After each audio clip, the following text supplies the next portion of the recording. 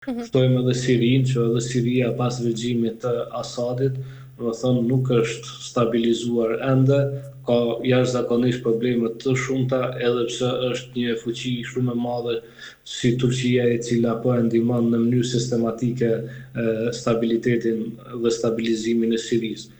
Pra, në qoftë se do të ndodhte kjo, nuk do të kemi qetësi më të madhe, por mendoj që do të ketë një katrahur edhe më të theksuar në lindjen e mesme. E qartë, Korab, nga ana tjetër, një përshkallëzim ndoshta mund të prekte drejt për drejt këtu edhe ngushticën e Hormuzit. Sa i cënueshëm është realisht trafiku global i energjisë nëse Irani vendos ta destabilizojë këtë korridor strategjik?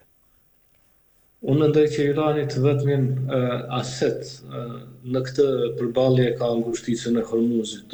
Sa i përket teknologjisë ajrore, iranianët janë larg nga avionet amerikanë dhe izraelit. Po ashtu dhe radarët iranian nuk janë të teknologjisë së fundit, kështu që betejë ajrore, domethënë po të zhvillohet një betejë ajrore, iranianët mendoj që do ta humnin me një shpejtësi të madhe, vetëm në qoftë se në kohën pas luftës 12 ditore kanë marrë teknologji të reja nga Kina ose Rusia, të cilat ende nuk janë provuar, nuk dihen. Disa teknologji nga Kina janë provuar në luftën të cilën e bëri India me Pakistanin dhe ishin të afta të godasin avionët indian mbi 300 deri në 500 km thellësi në territorin e Indisë. Pra pakistanezët që në gjendje të godisnin avionët Rafale, të cilët i pati India, në momentin kur ata u nisën nga bazat të tyre ajrore për ta sulmuar Pakistanin. Pra ishte një teknologji kineze për të cilën nuk e dinte askush, ose e ka ditur dikush që Pakistani ka, por të paktën ne publiku nuk e kemi ditur. Dhe në këtë kuptim një sulm ose një përballje ajrore mund të vijë në shprehje vetëm në qoftë se pas luftës 12 ditore mes Iranit dhe Izraelit do të kishin ardhur domethënë to teknologji qoftë nga Kina ose nga Rusia. Por sa i përket aspektit tjetër, ngushtica e Hormuzit është ngushtica e vetme në të cilën Irani ka një pavarësi të plotë, të themi operacionale, sepse është vërtet ngushticë në një, dhe një pjesë e madhe e raketave, madje raketave kundër ajrore, por edhe raketave të cilat janë të bëra kundër anijeve, janë të stacionuar domethënë për gjirit të Hormuzit, përmes ngushticës së Hormuzit. Pra, unë mendoj që betejë kryesore do të jetë aty, sepse ajo përmes asaj ngushtice kalohet diku të 35 nga njëherë deri në 45% e naftës botërore.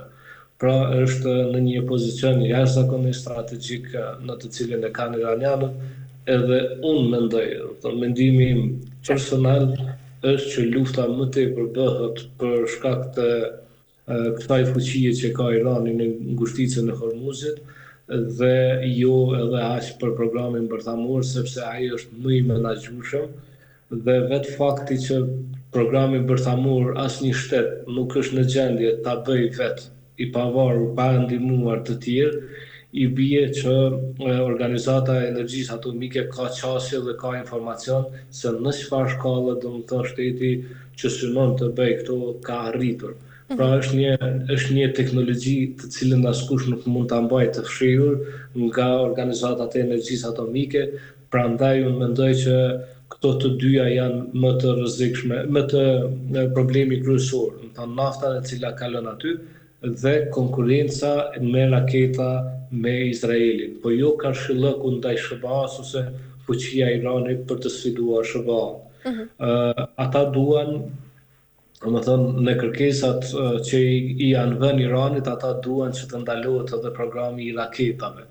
Program në të cilin iranianët nuk duan të heqin dorë dhe unë mendoj që është baza kryesore kur pas 2 ditësh mund të kemi një sulm nga amerikano-izraelitët ndaj Iranit, sepse kushti për të hequr dorë nga prodhimi i mëtejshëm i raketave është një kusht i cili e prek sigurinë kombëtare të Iranit dhe është i papranueshëm për Iranin dhe është një nga kushtet që do të përdoret si pretekst për të dhënë goditjet e para, të cilat mendoj që mund të jenë pa dy ditësh. E qartë. Korab, nga ana tjetër, mendon se do të vepronte Izraeli në mënyrë të pavarur ushtarakisht edhe nëse SBA-ja do të kufizohej në një operacion të kontrolluar? Izraeli nuk mund të bëjë asgjë me asnjëra nga shtetet aty pa ndihmën e Shtetit të Bashkuara të Amerikës. Dhe e përsëris jo pa ndihmën e SBA-ve, por pa ndihmën e pakushtuar të Shtetit të Bashkuara të Amerikës. Kjo ndihmë është dhënë atyre që nga themelimi i shtetit dhe deri në momentin e fundit. Është ndihmuar në luftën 6 ditore, është ndihmuar në luftën e Yom Kipurit, është ndihmuar me teknologji në secilin rast dhe tani domethënë Izraeli posedon avionet e fundit F-35 që janë fjala e fundit e teknologjisë amerikane. Pa dashur ta nënçmojmë ose ta minimizojmë edhe teknologjinë izraelite dhe përpjekjet e tyre, zbulimet e tyre që i kanë bërë, por e gjitha kjo për mendimin tim është ndihmëes tipike tepër e madhe e fuqishme dhe e pakushtuar e Shtetit të Bashkuara të Amerikës. Një përballje Iran-Izrael pa SBA-n, unë mendoj që do të ishte çështje ditësh që Irani do të triumfonte me një triumf të plotë, qoftë në tokë, qoftë në det, qoftë edhe duke e kaluar shtetet siç janë tashmë Siria ose të tjera për të ardhur edhe me trupa në Izrael. Pra është një përballje të cilën Izraeli nuk mund ta bëjë i vetmuar. Për këtë arsye politika 30 vjeçare e Netanyahut ka qenë kjo që gjithmonë të përfshin edhe SBA-n. E them politika e Netanyahut sepse ka shkrime qysh në vitin 86-7 ka shkrime në gazetat e kohës në vitin 1990 e tutje dhe gjithmonë ka projektuar Iranin si një problem për sigurinë dhe për ekzistencën e Izraelit dhe ka tentuar të ndërtojë një aleancë me SBA-n për ta goditur atë. Dhe i ka arritur rezultati tashmë në fund. Pra, se i duhej SBA-ja nëse ishte në gjendje të bënte këtë gjë vetëm, kjo është pyetja që tregon më tepër pa aftësinë, pa fuqinë e tij përballë Izraelit sesa edhe fuqinë e tij.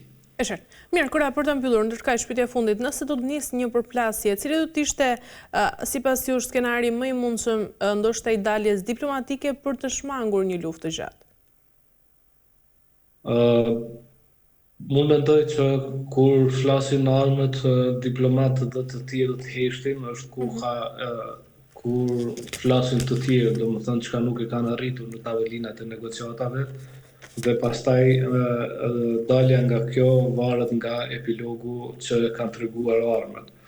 Në qoftë se iranianët janë në gjendje, domethënë të mbajnë një front më tepër se 2 javë, domethënë më tepër se 15 ditë, në modelin që e mbajtën atë me luftën 12 ditore, unë mendoj që mund të ketë një tërheqje me të trija shtetet fitimtare, secili do ta shpall atë fitoren e tij dhe pastaj do të ulën përsëri. Por në qoftë se iranianët nuk tregojnë një qëndrueshmëri të paktën në 2 javë të para, atëherë unë mendoj që agresiviteti perëndimor do të shtohet dhe atje do të synohet me të vërtetë, domethënë në ndërrimi i regjimit, do të synohen centralet atomike, do të synohet pasuria e iranianëve, sigurisht ngushtica e Hormuzit dhe kalimi i tyre në bllokun perëndimor.